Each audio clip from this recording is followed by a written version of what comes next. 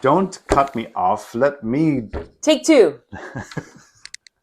And go. And a good spiritual morning to you once again. I'm Father Cosmas. I'm Friends Michelle. Thanks for joining us today for a quick chat. And of course, our morning cups of coffee. And today we've got the CIA mug going, and you've got? State of California. Oh, the state of California. And what's wrong with the state of California? I'm from here.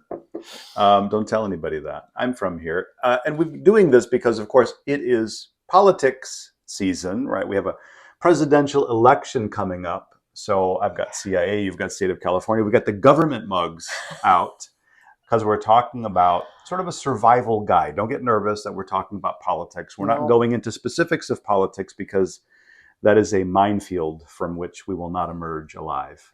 It is mostly just how do we survive the next 2 months of this insanity that is going to be sort of bombarded at us. Yes. And what can we do? And I think the first level is, you have so much information coming at you.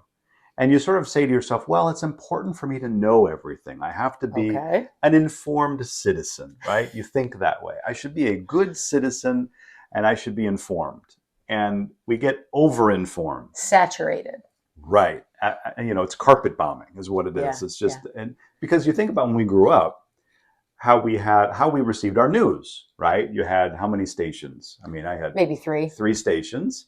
If you switched over to UHF from VHF or whichever way it was with the dial, right? Remember that? Yourself. And then you had the one station on the other one.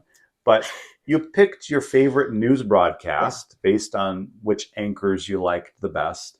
You watched one broadcast pretty much, probably after dinner, right? Right after dinner. 10 o'clock in the Midwest. Right. One time. I mean, they repeated it, but they pretty much just repeated the same thing. So you watched it once, half an hour. Yeah. Most of that was fluff. You got probably 10 minutes of real headlines, human interest, sports, weather. Yeah. And that was it. You were done. And then, but you came from a family that actually read the newspaper. The Chicago Tribune on the front steps every morning. Right. Yep. And my sister still does that. We did not do that. Didn't get the LA Times. We didn't read the paper. But like you said, my parents trusted where they were getting their news from, and they felt that was the way that they kept up, and then they went to work. What's that like? Well, we won't go there. Right. But the point is that news source was very limited. Mm-hmm. How much information you were getting every day.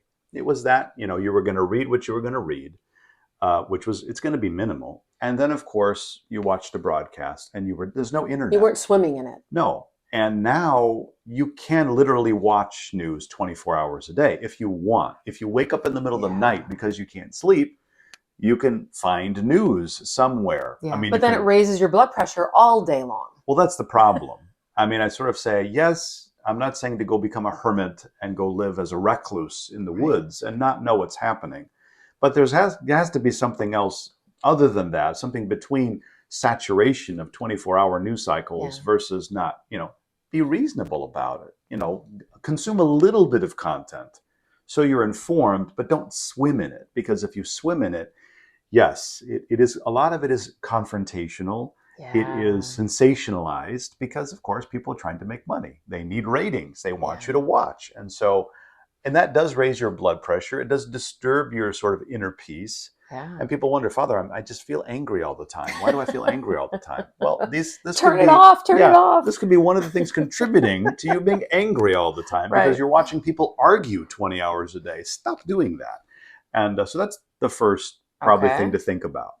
The next thing is now, and two things maybe for the video to think about, and now how we interact with people, right? We talk about ourselves, but now, we live around other people. We don't live in a vacuum. There are people around us. God love them. We're related to many of them. They're friends, they're coworkers, they're associates. They might not share your political view. And so how do you navigate that conversation? Should you have that conversation? What do you do with people that, you're just going to have a disagreement with? Because you're saying it's not like when we were younger and we would grow up, and I had uncles who served in World War II, and we would get together, and as kids, we would listen to them go back and forth about politics, about presidents. One of my uncles had a picture framed of Ronald Reagan in his home. I mean, this is what we're talking about.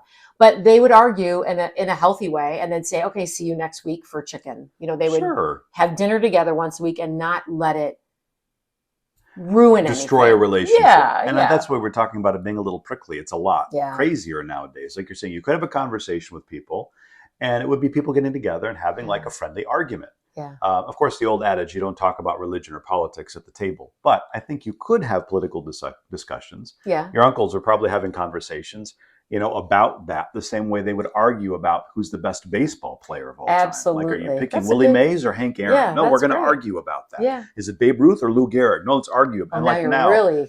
yeah, and I'm dating myself. Okay, Wow. is it LeBron James or Michael Jordan? There you We're gonna go. Let's argue move it about up. that, Yeah. which I have an opinion on, by the way. But Another video. another video for a Chicago native. Okay. But this idea that it's hard to have political discourse nowadays. People's blood pressure is up, their sensitivity is heightened, they're going to pounce. So it's probably a good idea. I think the safest initial path is just to avoid it at all cost initially. And if you have that relative that doesn't quite see eye to eye with you politically, you might just sort of steer clear of that conversation. And that's a boundary you can set in the relationship. Yeah. Just sort of pull them aside and say, you know what? We're never going to agree. You're not going to change my mind. I'm not going to change your mind. It's kind of like, for me as a priest, people say you should have dialogue with other religious denominations. And we do that. It's fun to spend time and talk about things. But the sort of people that come to your door and sort of say, hey, I have good news about salvation. When I open the door and they see me, they should probably know this isn't a guy that I'm going to change his mind. And I'm looking at them and saying, if you're actually getting up at 9 o'clock in the morning on a Saturday and coming to my door, I'm probably not going to change your mind. So we're not going to change each other's minds. And the same thing is true in political discourse. You can have the conversation.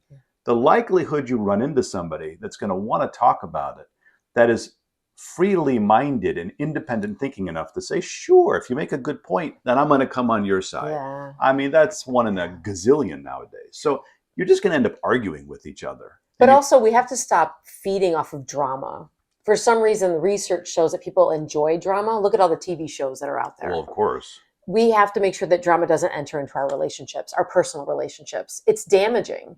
Absolutely. And we don't want damaging. No, we want health. Yeah, it becomes confrontational. That's what I'm saying. Sort of initially avoid it and just tell them, look, we're not going to change each other's minds. Let's just not talk about it. Let's talk about let's argue about sports or the weather or something else. That, if you feel the need to be, and we all have those family members that love the drama and are not happy unless they're upset and they're arguing with people. Okay, find something else to argue about, or just diffuse the situation and not talk about it.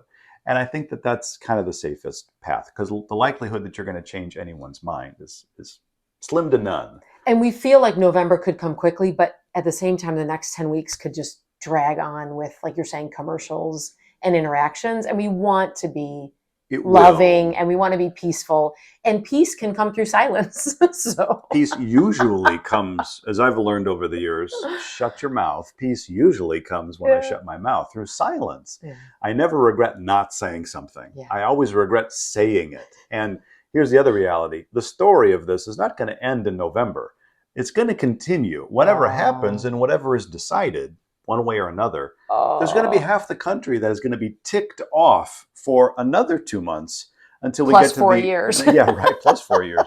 So this is something that's not going to go away. Yeah. But at least right now, as we're in the sort of brunt of it, right, we should sort of say, hey, for myself, I'm going to limit how much information I'm consuming. And when I'm around people, I'm just going to try to avoid the topic, especially if there's that one person that I know I'm going to butt heads with. I'm just going to try to, just change the subject. Just change the subject. Talk about something else.